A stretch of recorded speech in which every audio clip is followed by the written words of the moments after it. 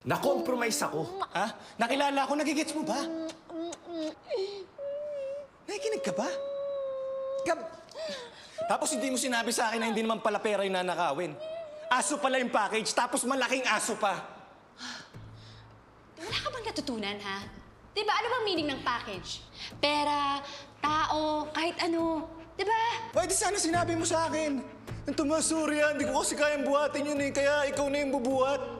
Eh di sana napagandaan ko, di ba? Bakit ang OA niya, no? Ang OA niya, no? Ha? Bakit ka galit? Ha? Nagawa mo naman eh. Nandito sila, oh.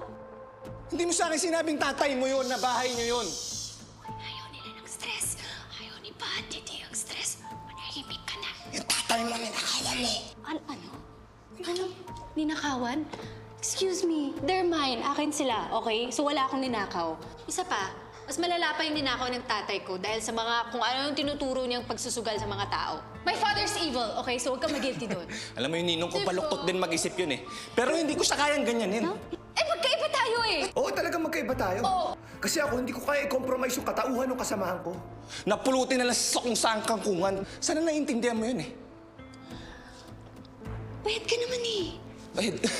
Bayad naman ako. Wala sa buhay mo.